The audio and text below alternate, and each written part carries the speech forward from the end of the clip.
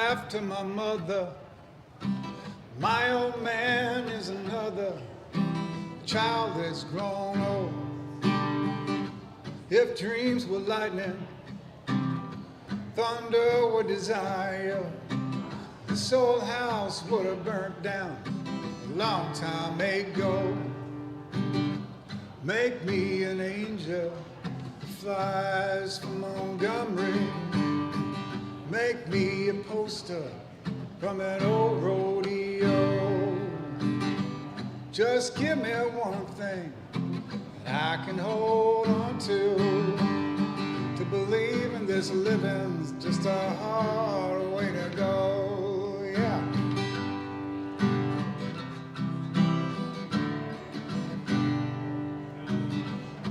When I was a young girl, I had me a cowboy.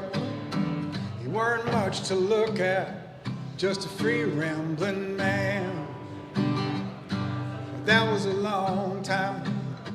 No matter how I tried, the years, they just roll by like a broken down dam. Make me an angel. I'm getting some feedback up here. Make me an angel who flies from Montgomery. Make me a poster from an old rodeo. Just give me one thing I can hold on to. Believe in this living, just a hard way to go, yeah. Okay, Franklin, I'm getting some feedback up here. Can I have some help, please?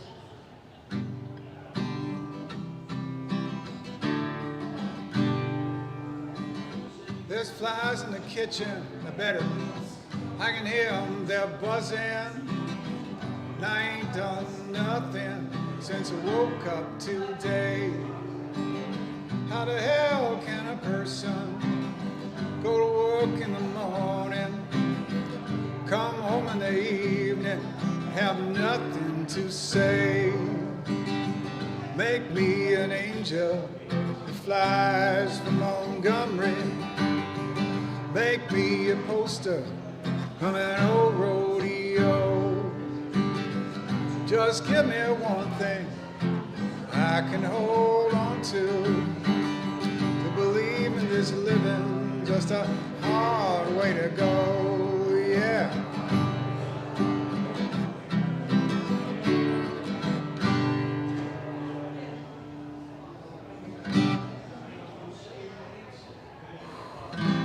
I could use a touch more.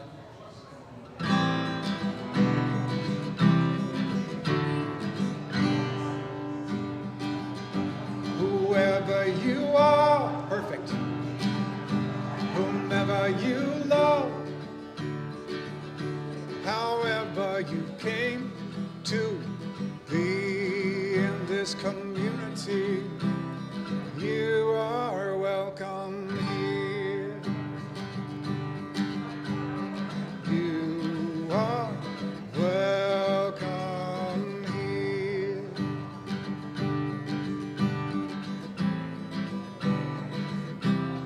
If you are searching, come on in. We're all on this journey that starts within. If you got a burden, come lay it on down. Raise up your voices as we gather around. Here we go. Whoever you are, whomever you love, however you came to be in this community, you are welcome here. Are welcome here.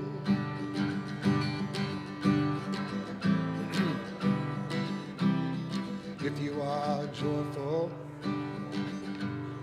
or you're concerned, come share your story the chalice flame burns. If your heart is broken, you've been disowned.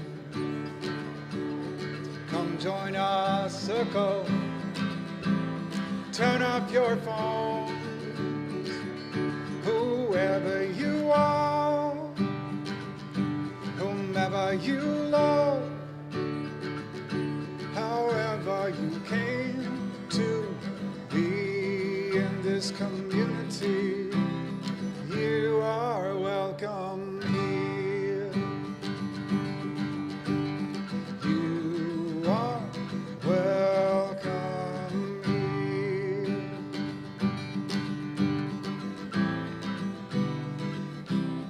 If you are running, you got the right to seek sanctuary, guided by the light. If you hear that calling, come join the fight, marching for justice, candles lit in the night.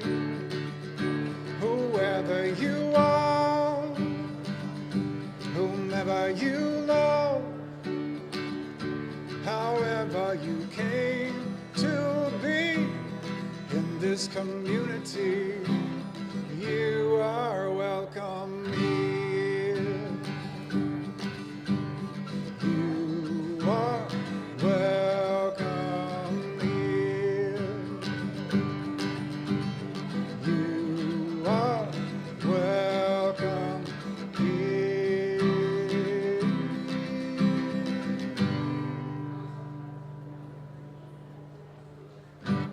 Light of mine? One more?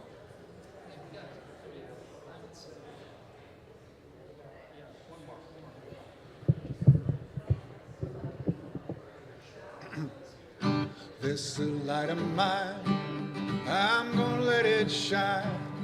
This little light of mine, I'm gonna let it shine. This little light of mine, I'm gonna let it shine, let it shine, let it shine, let it shine. Everywhere I go, I'm gonna let it shine. Everywhere I go, I'm gonna let it shine. Everywhere I go, I'm gonna let it shine, let it shine, let it shine, let it shine. Building up a world, we're building up a world. Hey, I'm gonna let it shine. Building up a world, I'm gonna let it shine. Building up a world, I'm gonna let it shine, let it shine, let it shine, let it shine. This little light, this little light of mine, I'm gonna let it shine. This little light of mine, I'm gonna let it shine.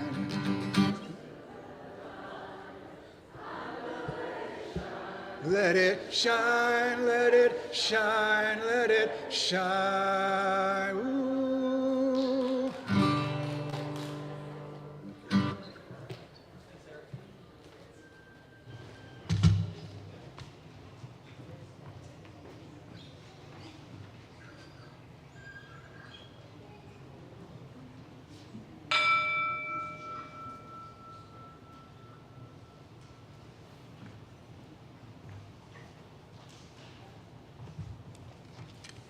Good morning. Welcome to the Community Church of Chapel Hill Unitarian Universalist. I am Don Katahdin, a member of the Worship Associates Ministry. I especially want to welcome any visitors or newcomers to our church and to call your attention to the special note for you, welcome guests and newcomers, on the back side of the order of service. I would also like to welcome those of you attending online.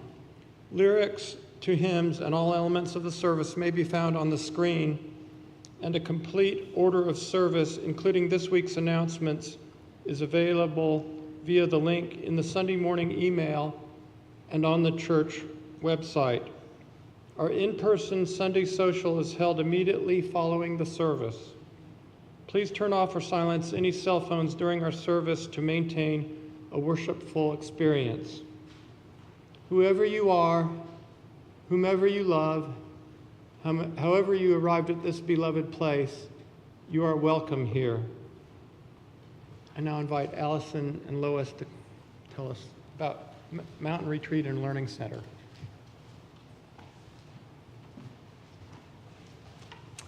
I see you have your backpack already for our mountain retreat, Lois. I do. What have you got in there? Well, I've got boots because I want to hike on one of the many hiking trails that are at the mountain. Good thing to do. And I also have a camera because I want to take photos that will capture the beauty of the mountain. And Anything else? whoops, yes, I have a chalice. And Allison, you're going to be using this when you leave. Or maybe a bigger one. Maybe a bigger one. The services that we have in the evenings. And this will light the way. It'll start our services on courage. That's right. And I have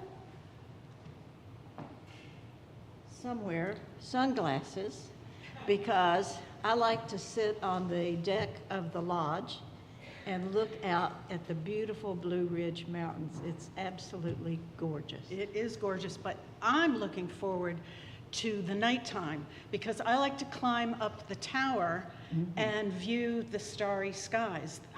The mountain in Highlands, North Carolina is a great dark sky location, and you can see the path of the Milky Way, and for me that is a spiritual experience. It makes is. me connected to the universe. Right, and we get opportunities to connect with all of the people who are with us up there, and that is very special. That's right, and mealtime is one of those times we can make good connections.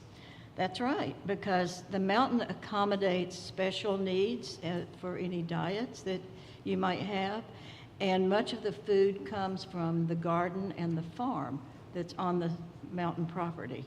And there's so much that we can do, and that's what we like about this retreat. Yes, and that's why you and I and our husbands, Paul and Charles, plan for the retreat and invite members of the congregation to join us for some time to relax and some activities, and support the nonprofit Unitarian Universalist Mountain Retreat and Learning Center as well. This year, our retreat starts on May 29th, which is a Thursday. It starts formally at dinner, and it goes through May 31st after lunch. And we chose these days because that allows us to get back here in time for the Rising Up service and Jen's last day to be with us. Yeah, that's a Sunday. If you're interested in learning more, we invite you to visit our table after the service in the Commons area. And if you're online, feel free to go to the website and search for Mountain Retreat, and you'll learn more information about cost and planned activities and more. So, Please join us at the mountain. You'll love it. it will be fun.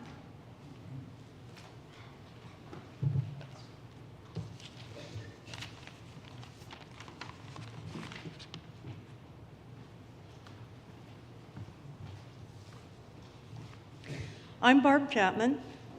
Question: what are pupusas? A delicious food of El Salvador. And Pupusas for Education is a delicious program to help immigrants attend college, start a business, find nutritious food. Clearly, it is a terrifying time for immigrants, but today you can do something about that. You can help support young immigrants who want to attend a 4-year or community college, but are undocumented or documented. You can help immigrants who want to learn how to establish a business and pay taxes on the income from that business. You can help launch a program that will address food inequalities in our areas. All of this you can do by contributing today to today's Share the Plate, Pupusas for Education. Glinda Polanco was the immigrant profiled when our church voted to become a sanctuary church. Today, Glinda is the program director for this worthy project. Please visit our table in the community room after the service, meet Glinda, and learn more about how P4E started in a food truck and expanded to a life-saving community project. To donate by check, please write STP on the memo line or use your camera to scan the QR code in your order of service. And thanks so much for supporting immigrants. It's a powerful thing you can do in these frightening times.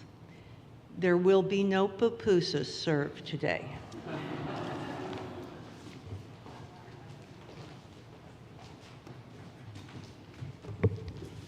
Please rise in body or in spirit and join us in singing our first hymn of the morning. It is number 347 in your gray hymnal, Gather the Spirit.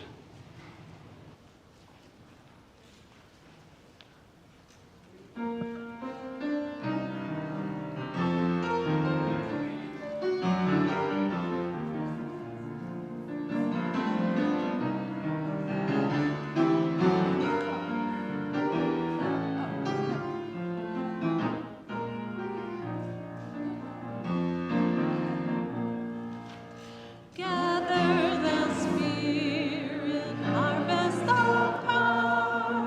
Our separate fires will kindle the flame. This the mystery of this life. Our trials in this life appear all the same. Gather in peace, gather in thanks. Gather in sympathy now and then. Gather in hope, compassion and strength. Gather to celebrate once again. Gather the spirit of heart and mind. Seeds for the sowing are laid in store. Nurtured in love and conscience divine, with harvest and spirit united once more. Gather in peace, gather in thanks, gather in sympathy now and then. Gather in hope, compassion and strength. Gather to celebrate once again. Gather the spirit growing in love, seeds by the moon and fed by the sun. Winter to spring and summer to fall, the chorus of life resounding as one. Gather in peace, gather in thanks, gather in sympathy now and then. Gather in hope, compassion and strength. Gather to celebrate once again.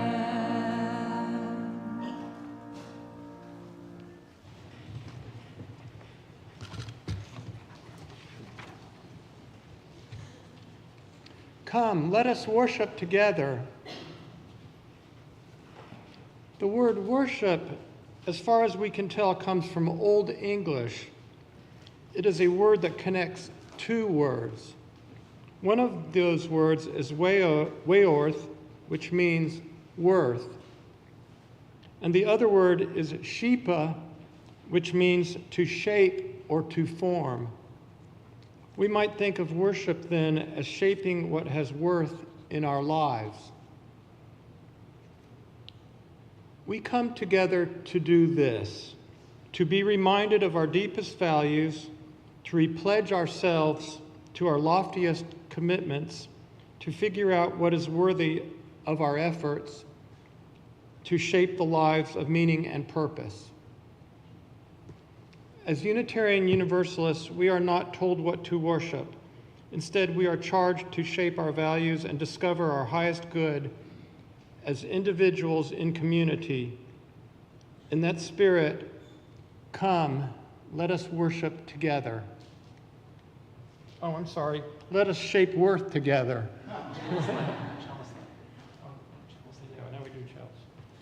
Okay. You'll find the words for our chalice lighting in your order of service. If you wish to do so, please join me in reading them. May we be reminded here of our highest aspirations and inspired to bring our gifts of love and service to the altar of humanity. May we know once again that we are not isolated beings, but connected in mystery and miracle to the universe, to this community, and to each other.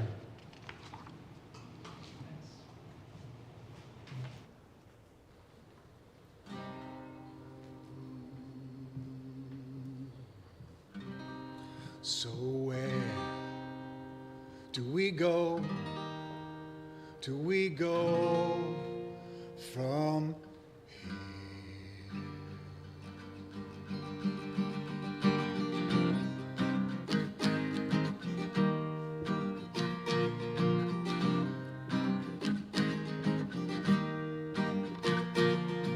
We believe that simple acts of kindness can build a bridge across a river wide, standing up to those who have been blinded to the good that we all have inside. You can see our beacon from afar. It's powered by the passion in our hearts, and we are the keepers of the flame, steady light that shines, showing us the way. We are the keepers of the flame, pushing back the darkness in our world today.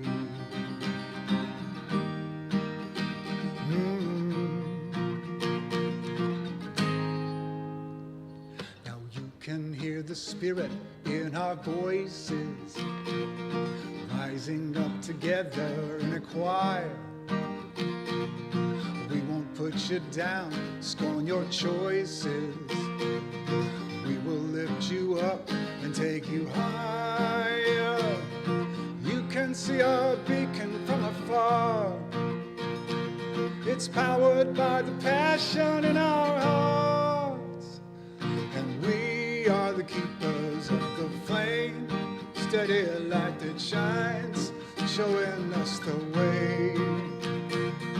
We are the keepers of the flame, pushing back the darkness in our world today. Ooh, ooh. So where do we go? Do we go from here? Let love decide, not hate, not fear. No, no, no, not fear. So won't you join us marching, banners held high, moving forward from this holy ground, speaking truth to power, don't get denied. Won't be stopped, won't be shouted down. afar. You can see it too. It's powered by the passion in our hearts. And we are the keepers of the flame, steady light that shines, showing us the way. We are the keepers of the flame, pushing back the darkness in our world today.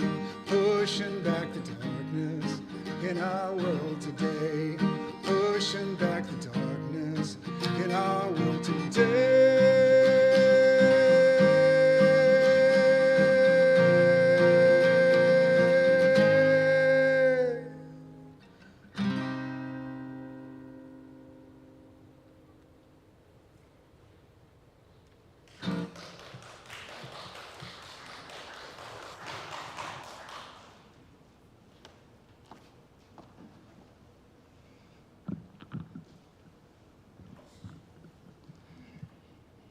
Each week we hold in our service a time for sharing the joys and the sorrows that we carry into this community.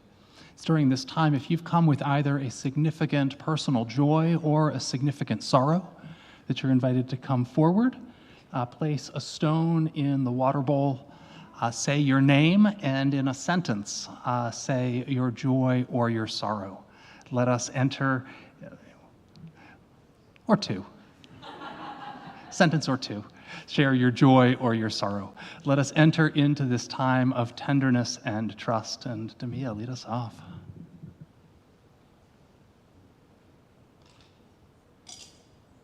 Morning, I'm Demia, and I'm a federal employee. I work for CDC. I do still have my job after this week, but there's a lot of sorrow in what happened and how many, the 2,400 employees that were laid off. And it's more than just the employees. I think we're all just devastated by the entire divisions and branches that were wiped out, and things like worker health and safety and maternal child and health and birth defects and environmental health. And the list goes on. It's kind of hard to explain the breadth unless you've sort of been embedded in that world for a while, but it's very devastating for our country. And you know, we touch Americans all the time, so, and global health too.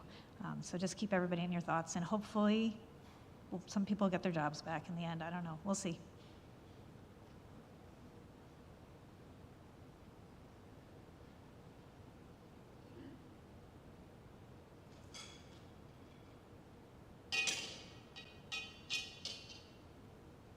Hello, my name is Taryn. I have a sorrow and a joy. My sorrow is that my dad texted me the other night and said that he is not coming to my wedding and that I should find a better church.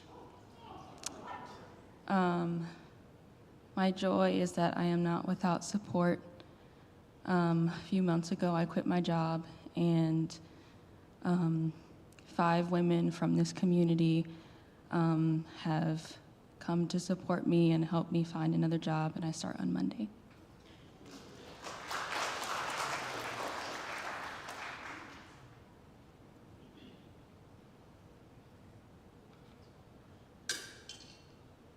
I'm Susan Heyman, and I'm up here today with a joy and to express how truly proud I am to be a part of this organization and the people in it, and to see all the faces who came out and protested with me.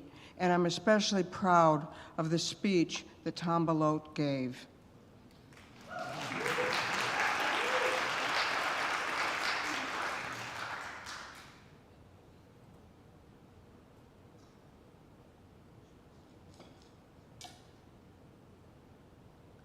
I can't help that. I'm Sam Brooks, and I want you to know that if you swim long enough, you will be the champion.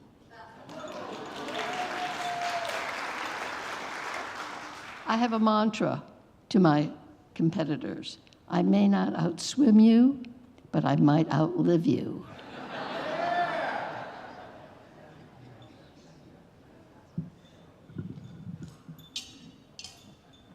Hi, my name is Leanne. This stone is for Emma Cabellin, who's the youngest daughter of one of my oldest mom friends here from Chapel Hill, who texted me last night to ask me to pray for her. She was taken to the hospital with a severe case of RSV, and they're very worried about her.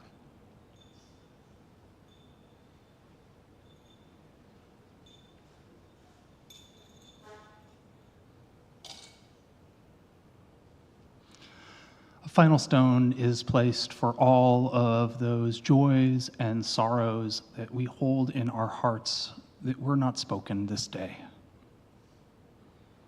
Won't you join with me in the spirit of meditation and prayer?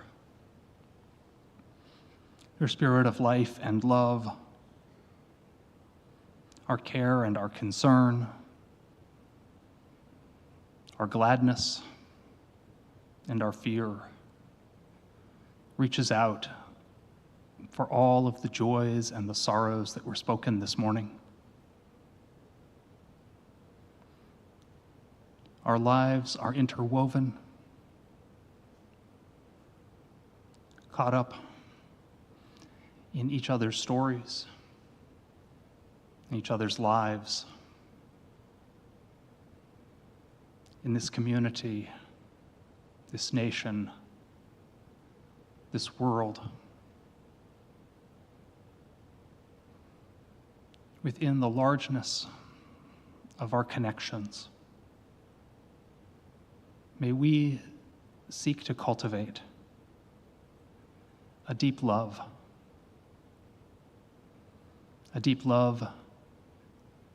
that connects us with one another, a deep love that affirms rather than fears, a deep love that cares for each other and for our world. In the midst of our joys and our sorrows, in the midst of our fears and our celebrations, let us strive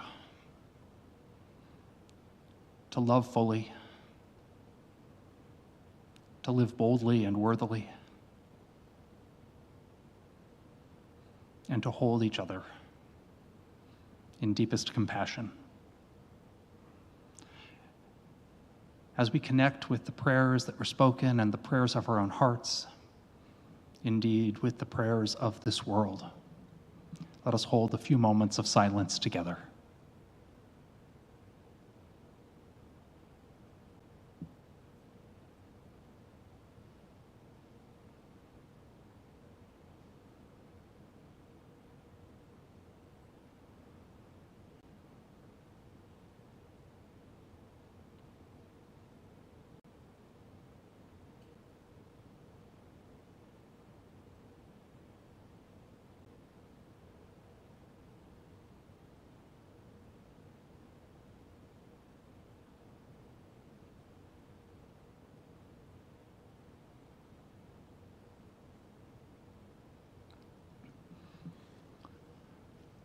Amen. Our closing hymn this morning, our meditation hymn. I'm ready for brunch, I guess. I don't know. Our meditation hymn is not in your hymnal. It's in your front of your order of service. It goes, there is a love holding me. There is a love holding all that I love. There is a love holding all. I rest in that love. And as the verses go forward, we change the pronouns from I to you to we. And I think Glenn might have some other instructions for us as we sing it. So follow along and let us sing. It's not very complicated. We'll just do it once together, and then we'll try just a two-part round, I think. So we'll lead, hopefully, with the help of a couple the choir. Even though I know you. Is it okay if we do it around? So start out with me and I.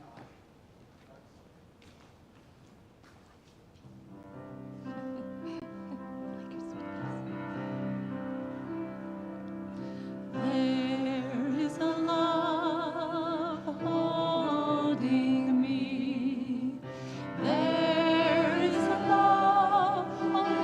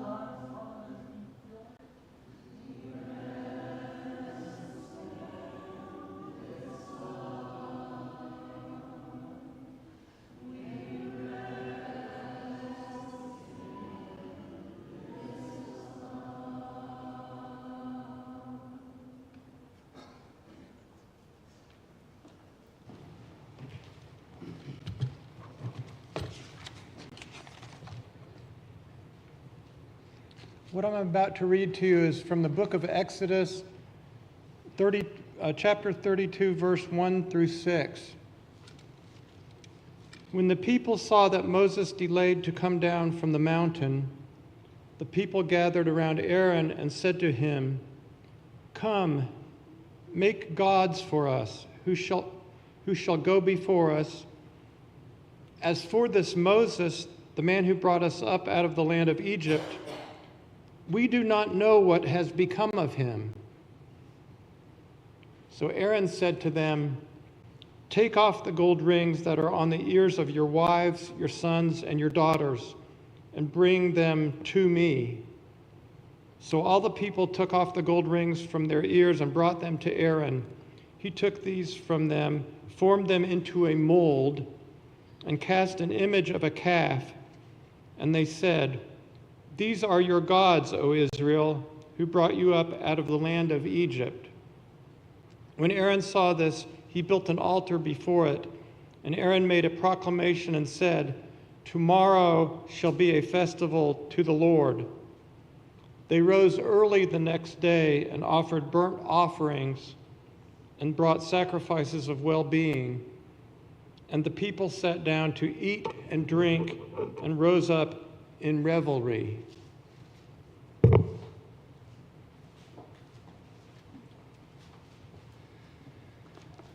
The second reading this morning is from our hymnal, and it's words that are ascribed to Ralph Waldo Emerson, although there's actually no evidence that Emerson ever wrote them or said them. But they're good words, and so we'll credit St. Ralph with them anyways. Even though I've given you the number, we're not going to do this as like a unison reading. Actually, let's do it as a unison reading. Now you've closed your hymnal. Now you can open up your hymnal again. It's 4 sentences long, and I invite you, if you wish, to read them along with me. A person will worship something. Have no doubt about that. We may think our tribute is paid in secret in the dark recesses of our hearts, but it will out. That which dominates our imagination and our thoughts will determine our lives and character. Therefore, it behooves us to be careful what we worship, for what we are worshiping, we are becoming.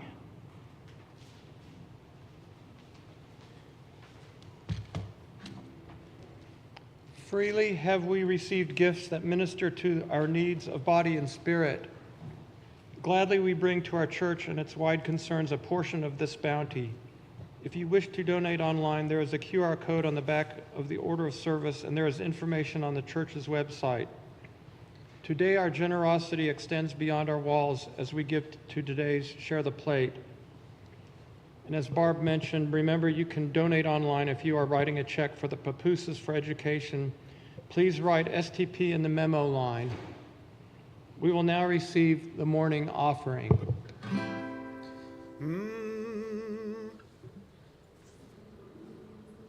Okay, now that your voices are all warmed up from the singing and the responsive reading, this Bob Dylan song has a wonderful call and response part. It goes like this. You're gonna have to serve somebody, serve somebody, serve somebody. It might be the devil, it may be the Lord. You're gonna have to serve somebody. Serve somebody. Fabulous. Don't hold back now.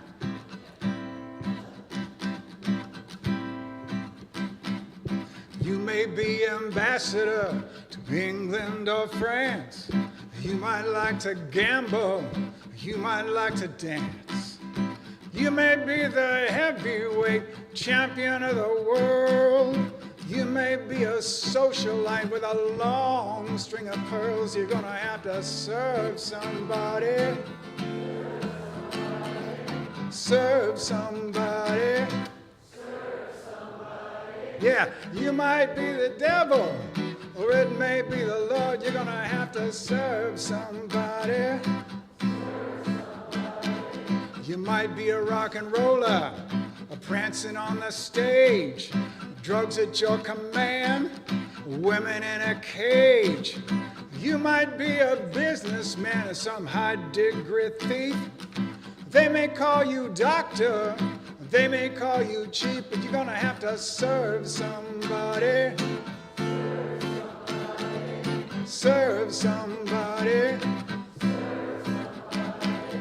It may be the devil, or it may be the Lord. You're gonna have to serve somebody. You might be a state trooper, you might be a young Turk, you might be the head of some big TV network. You might be rich or poor, you might be blind or lame. Living in another country, under another name, you're gonna have to serve somebody.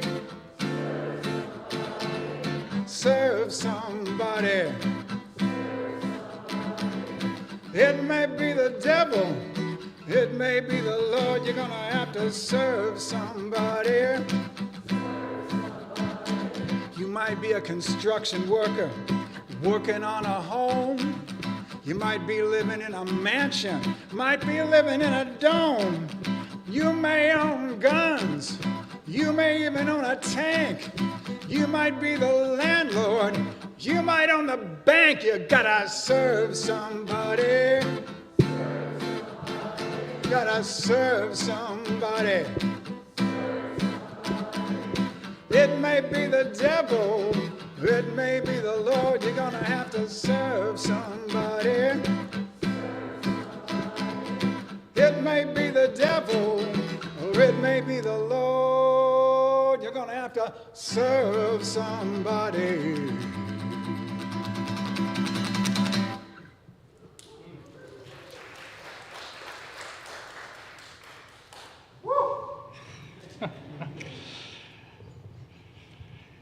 You know, the very next verse to that song begins, "You may be a preacher with spiritual pride." And I'm actually a little bit disappointed that we didn't get to sing that verse, because well, it may be the devil or it may be the Lord, but you're going to have to serve somebody. Words by Saint Bob. A person will worship something, have no doubt about that. Words ascribed to St. Ralph. As Unitarian Universalists, it can be a little hard to know what exactly we should do with the story of the golden calf from the book of Exodus. I mean, there is that old joke that goes, Unitarians are people who believe in one God, at most, which is kind of funny, but also not true. In reality, we are a theologically pluralistic tradition. We're actually not at all concerned about the proper worship of the one true God, whatever that might mean. And actually, we embrace the idea that we can each discover, we can each worth shape for ourselves what is truly most worthy of our devotion. But there's another idea that we might consider alongside this. There's a Unitarian Universalist minister, an old friend of mine named Marlon Lavenhar. Marlon actually interviewed me for my first church job when I was 22. That's another story. But for the past 25 years, Marlon has served as the minister of our Unitarian Universalist congregation in Tulsa, Oklahoma. Serving in Tulsa means that you have to contend with a lot of pretty harmful religious ideas that are sort of in the atmosphere.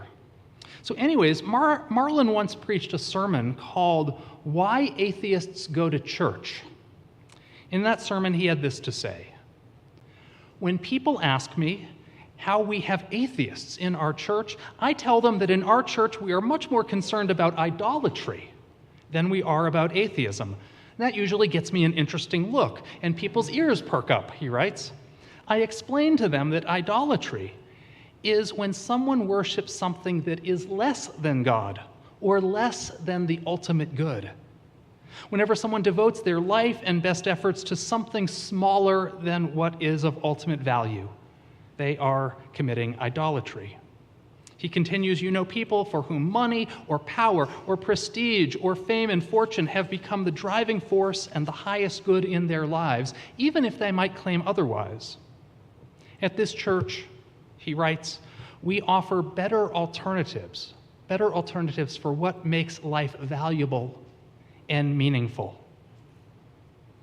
And you know what? I think Marlin is right. As Unitarian Universalists, we don't actually care. We don't actually care if you believe in God. We don't actually care about the name and the image of the God you may or may not claim to believe in. But as Unitarian Universalists, we actually do care that you not worship an idea or an ideology that is unworthy of devotion. Our religion at its best is a balancing act. On one hand, we have the responsibility for creating our own image of God or our own idea of the ultimate good. On the other hand, we need to be careful lest we create God in our own image. So online, I follow a Christian writer named Benjamin Creamer. Reverend Creamer is a minister in the Church of the Nazarene, and he serves a Nazarene church in Boise, Idaho. You would expect from this that we would have absolutely nothing in common. Like Nazarene and Unitarian Universalism, those are unmixy things. But even though we come from completely different worldviews, I find myself agreeing with like 95% of what he says. I want to share something that he wrote recently. He wrote this: when you worship power, compassion and mercy will look like sins. When you worship power, cruelty towards your enemies will look like righteousness and truthfulness. When you worship power, tyrants and bullies will look like your saviors. That'll preach. He arrives at this through a literal reading of Exodus, that we're not allowed to worship anything besides God, and that's why this is wrong. I come at it through a different lens, a different theology, that it's actually the outcome of it. It's the outcome of worshiping something that is unworthy of worship, not because it says it in the Bible, but because it's unworthy of worship. But it's interesting that we come to the same conclusion through very different theological lens. Let's listen to Emerson's words again. A person will worship something. Have no doubt about that. We may think our tribute is paid in secret, in the dark, but it will out. That which dominates our imaginations and our thoughts will determine our lives and character. Therefore, it behooves us to be careful what we worship. For what we are worshiping, we are becoming. The famous Reform Rabbi Chaim Stern said nearly the same thing as St. Ralph. Rabbi Stern said, "The gods we worship write their names on our faces. Be sure of that." The gods we worship write their names on our faces. What a powerful image. It's almost to imagine taking a magic marker and writing your concept of the highest good on your cheek or on your forehead and seeing how you live after that. But what Emerson and Rabbi Stern are saying is a little different. They're saying that what we actually worship will be evident. We don't need to write it on our faces. It will be evident in how we live our lives. It's already written there. It's written by how we live our lives. So let's get deep into this. What is it that you worship? What does our church worship? What does Unitarian Universalism worship? What does our nation worship? At the national level, especially these days, it's easy to see the false and unworthy idols that are routinely worshipped in our society.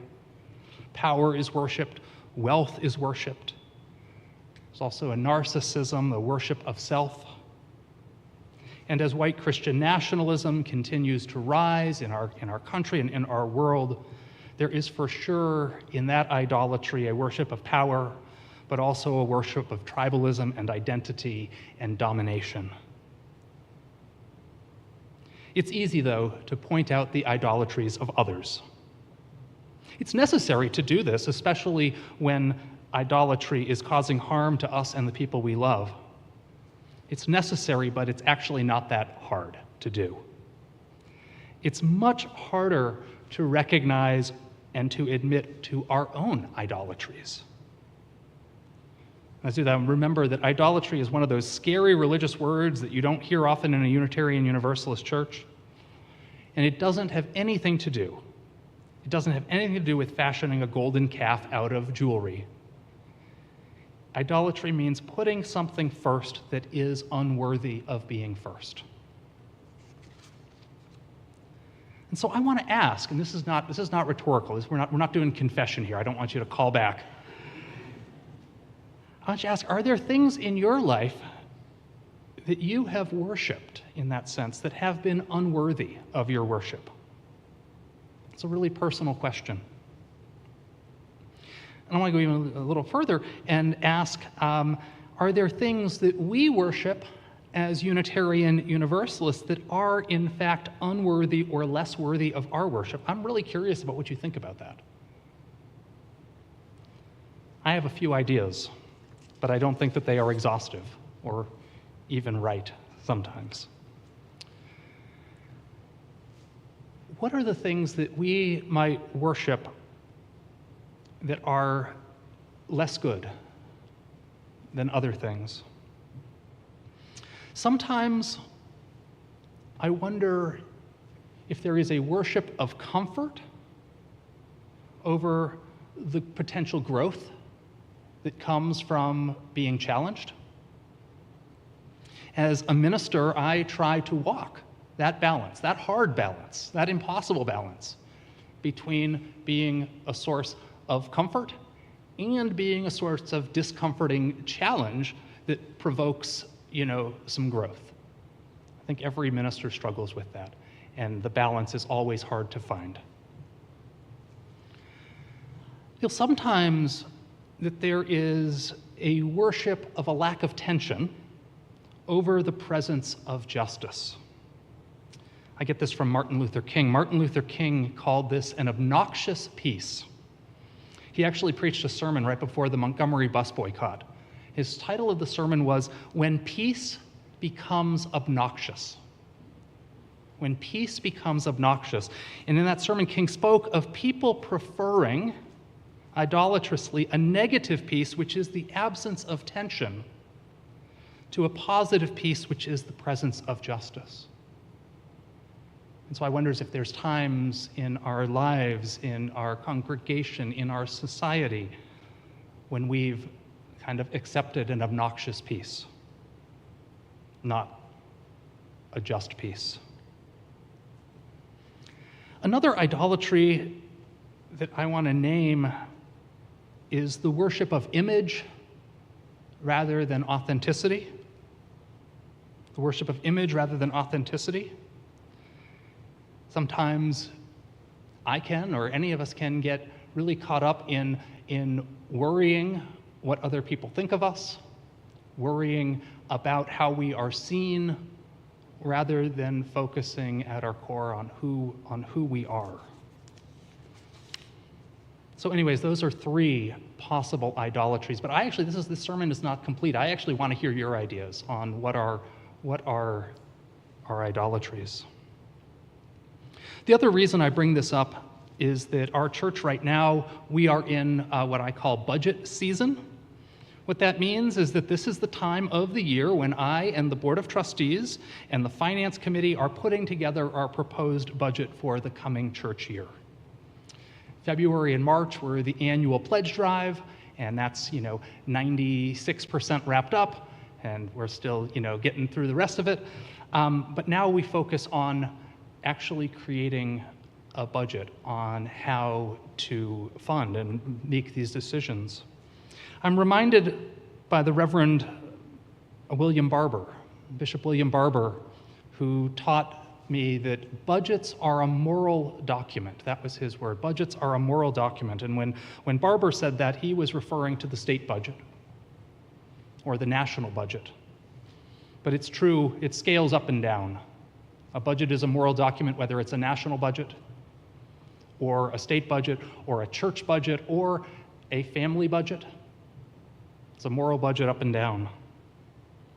And so as a church, one of the things that we do, our leaders, is we take really good care to try to ask questions of what is the most moral way? What is the most moral way to spend this money, to invest this money that has been entrusted to us? And I think about that right now because I don't want to spend money idolatrously. I want to actually lift up what is the core of our values.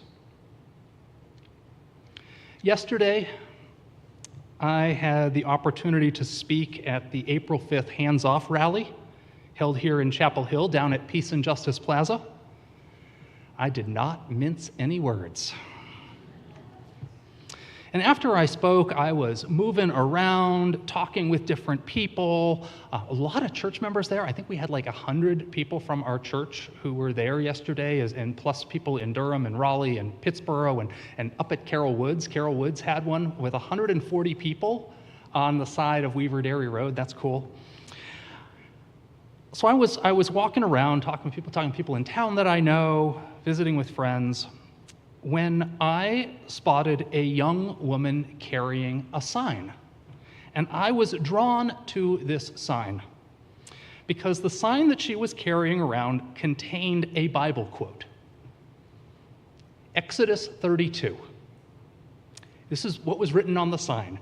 Aaron said to them, "Take off the gold rings that are on the ears of your wives, your sons, and your daughters, and bring them to me." So all the people took off the gold rings from their ears and brought them to Aaron. He took these from them, formed them in a mold, and cast an image of a calf. And they said, "These are your gods." And I made a beeline for her, and I said to her, I was like, "I'm preaching on that tomorrow." And I introduced myself, and she introduced herself. She's a student at Duke Divinity School. She introduced me. She said that she is a United Methodist, but then I said, actually, I'm more like United Methodish, which I thought was interesting. And I said, so why did you choose this for your sign? And she said, well, I mean, it's kind of self-explanatory.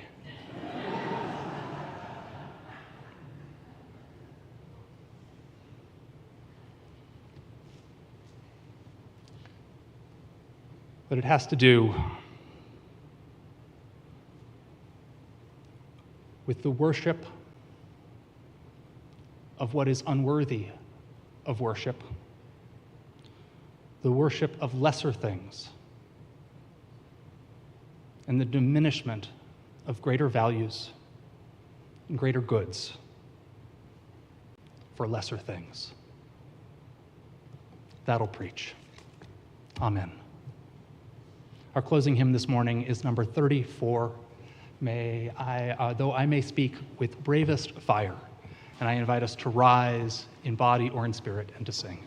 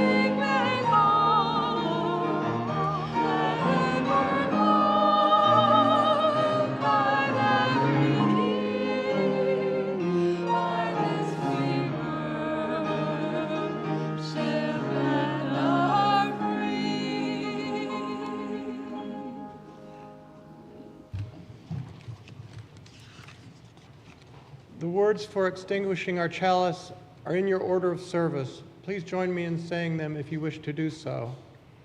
We extinguish this flame, but not the light of truth, the warmth of community, or the fire of commitment. These we carry in our hearts until we are together again. Let us now thank all those who made this service worshipful this morning.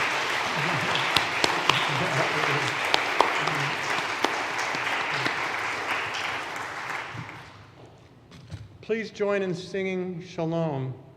The words are in your order of service. As you are comfortable, please either hold hands with the person next to you or cross your arms over your heart.